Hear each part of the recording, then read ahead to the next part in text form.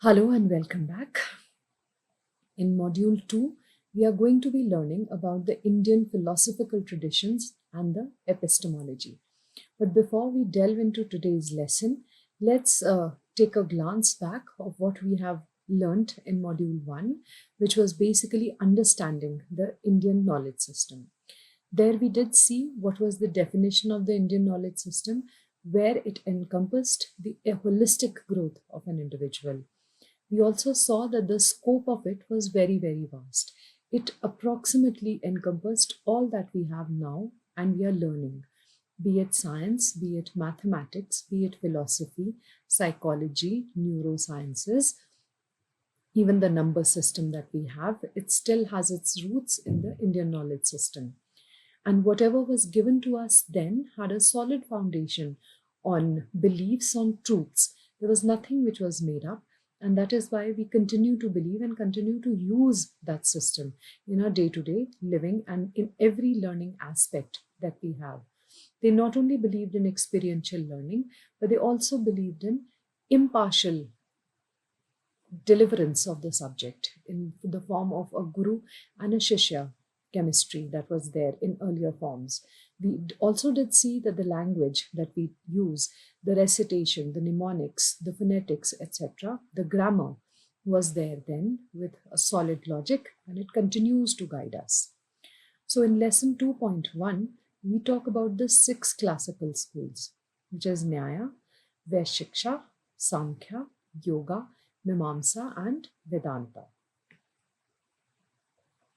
In the context of Indian knowledge system, or IKS, the 6 classical schools refer to the 6 orthodox Ashtika philosophical systems that acknowledge the authority of the Vedas as a reliable source of knowledge. So all this was there formulated and reliable because everything had a belief system, everything was experiential learning. The very first of the orthodox schools being Nyaya. Now, the founder of the Nyaya school was sage Gautama. We'll first see who sage Gautama was. So, he was also known as Gautama Maharishi, is a revered figure in Hinduism known for his wisdom, his penance, and role in various key incidents. He is one of the 7 great sages, Saptarishis, and is mentioned in the Ramayana and Mahabharata.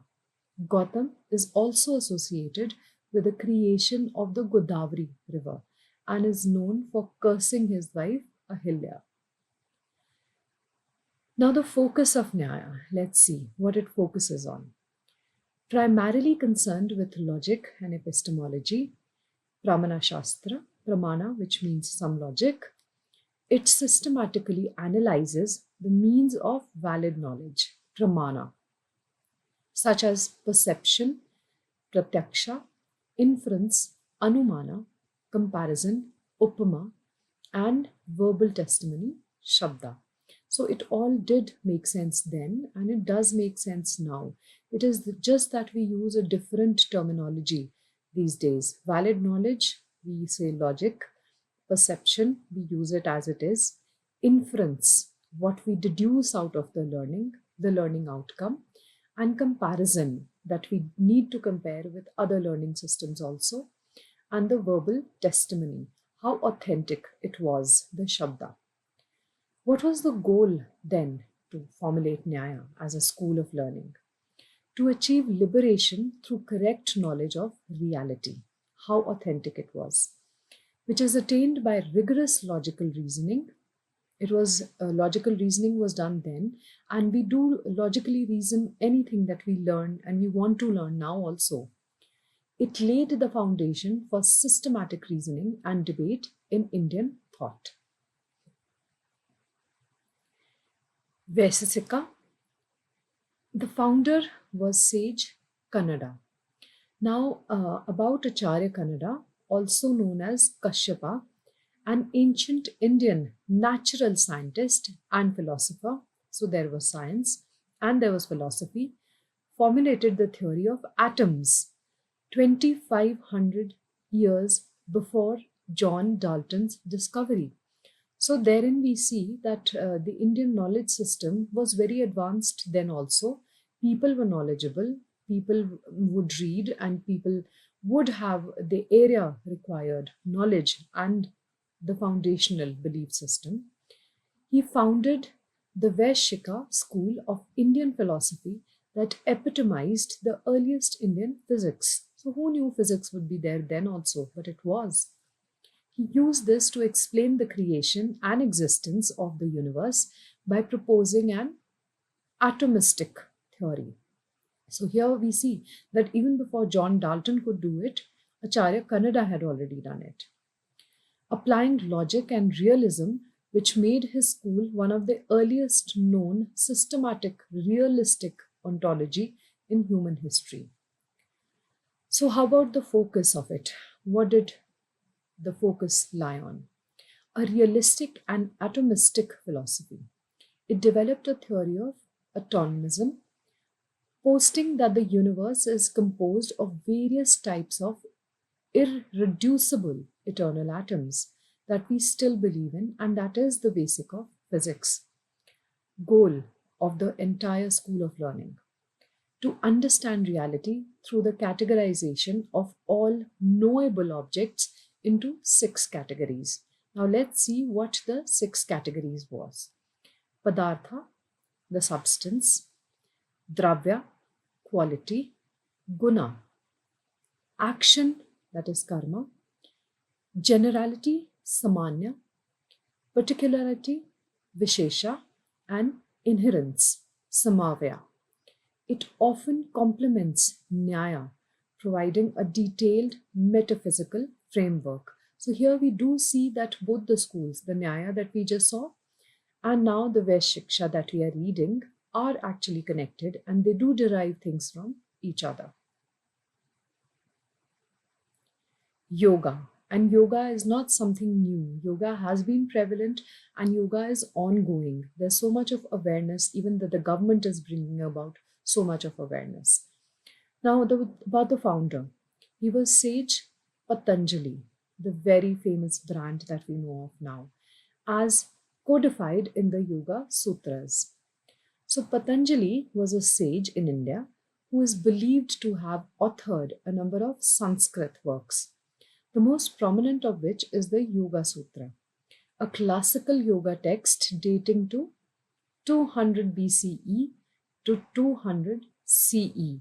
So look at the tenure of the text. Though references to yoga within Hindu scripture had already long existed, it's believed they were too diverse and complex for the general public. So Patanjali created the Yoga Sutra as a way of complementing already existing techniques, teachings into a format easier to follow and understand. The yoga that we practice now has its base or its root in the ancient knowledge system, but it is much comprehensive now. It is much practical now. Why? Because it has been made easy, it has been made comprehensive for us. What was the focus then? Primarily a practical system for self-realization and mental discipline. We all need that. It shares the metaphysical framework of Samkhya, but aids a theistic element, Isvara, and emphasizes practical methods for controlling the mind, Chittavritti, Nirodha. What was the goal then, and a goal now also? To attain moksha, liberation, or Kaivalya, isolation of Purusha from Prakriti, through an 8-limbed path, Ashtanga Yoga, which includes ethical observances, postures, breath control, and meditation. So now we saw that Samakhya was interlinked to Nyaya, and now Samakhya is interlinked to yoga as well. So everything has its own interconnectedness. Samakhya. The founder of Samakhya was Sage Kapila. Now let's see who was Sage Kapila. Kapila Rishi or Kapila Muni is a renowned sage of philosophy and wisdom of the Hindu Vedic period. Kapila Rishi played a pivotal role in evolving Hindu philosophy and leading people to connect spirituality to God and goddesses. As per Kapila's legends, Kapila Rishi is himself stated to be an incarnation of Lord Vishnu. As per Brahmanand Purana, the Lord Vishnu is born as Kapilacharya. Kapila signifies in Hindu Vedic culture lies in his propounding the philosophy of Sankhya, the school of thought, how our mind develops and how our mind thinks. What was the focus? A dualistic philosophy that distinguishes between two ultimate realities. And what are the realities? Purusha, that is us, consciousness and self, and Prakriti, matter and nature, the world that we live in.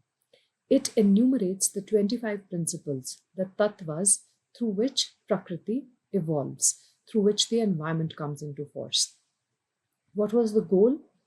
To achieve liberation by recognizing the distinction between Purusha and Prakriti, now as a whole, but yes, as two separate parties, thereby freeing consciousness from the entanglements of matter. It provides the theoretical foundation for yoga. Mimamsa or Purv Mimamsa. The founder was sage Yamini. Who was sage Yamini now? He was a prominent figure in ancient Indian philosophy and is revered in Hinduism. He is best known for the founding the Purva Mimamsa school, which emphasizes the importance of ritualistic practices as described in the Vedas for achieving good karma. He was also a disciple of the sage Ved Vyasa. Now, here we do know all our actions matter and our actions have consequences. So, here he just inculcated the ritualistic practices and he emphasized the importance of how we can achieve good action and be holistic. What was the focus on? Concerned with interpretation and understanding of Vedic rituals and injunctions, it emphasizes the correct performance of Vedic duties or dharma, what we are supposed to do, as the path to spiritual merit and heavenly rewards. We all believe in a heaven when we all wish to go there. Goal: to establish the authority of the Vedas and provide rules for their interpretation. How are they applicable? How are they logical? Ensuring the precise performance of rituals and ceremonies for desired outcomes. Every ritual, every ceremony that we perform has its own logic, has its own base. So that what was propagated by Mimamsa, the school of learning by sage Jamni. Vedanta or Uttara Mimamsa. The founder was sage Badarayana. Now, about Badarayana is one of the most revered sages in Hindu philosophy, best known as the author of Brahma Sutra, also known as Vedanta Sutra, which form a foundation of the Vedanta school of Hindu philosophy.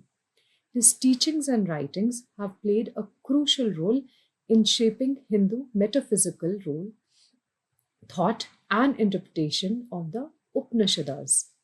He is often identified with Vyasa, the great sage who compiled the Mahabharata and the Vedas.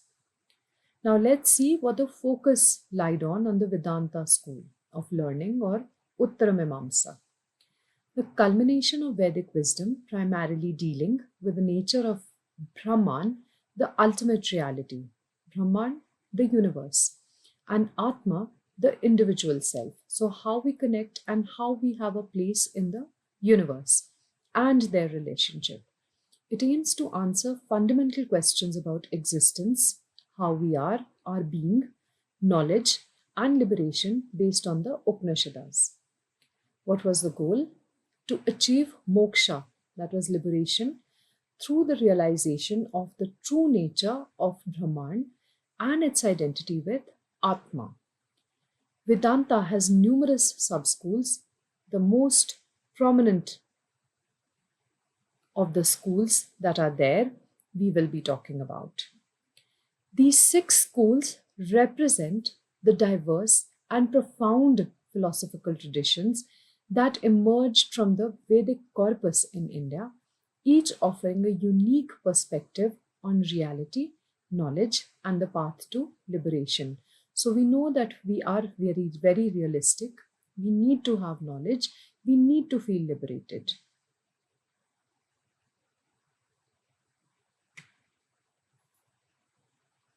With this, we end the lesson 2.1. So here we delved into learning. What are the 6 important schools that we have? And we talked about the school of Nyaya. We talked about the school of Vaishiksha. We talked about the school of Samakhya. And we did see that how all these schools of learning are interconnected, how they bring about reality, how about they bring about knowledge, how they bring about the theory of logic to us. Because these days we do depend on lots of logic, and especially logic which is knowledge based. Anything which is not knowledge based and is not logical, we do not even waste our time into learning that. So when we talked about all these schools with the sages, with the kind of knowledge they brought about, with the kind of study they must have done, and with the kind of impact that they had in those systems, that it did bring about so much of resurrection, so much of empowerment, so much of enlightenment. Now, if we do go back and see, then we do see that the atomic theory was already there in existence when we say that Dalton proposed the theory. That theory did have a base in the Indian knowledge system. And that basic of the theory formulates all the metaphysics that is happening around us.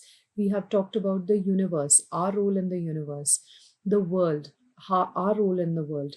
But then we also need to understand that the interconnectedness will remain, but we as individuals and humans are a separate entity, the universe a separate entity, the world as a separate entity, the environment around us a separate entity. But when we talk about the environment, we know that we rely on the environment largely, but then nothing of the environment affects us if we do not give it a very, very deeper thought. So we as human beings, need to first rely on our set of skills, our set of knowledge, our set of logic, and the base that we carry. It is only then that the interconnectedness will happen and the Indian knowledge system falls into place with a kind of knowledge, with a kind of logic that we continue to have. Thank you.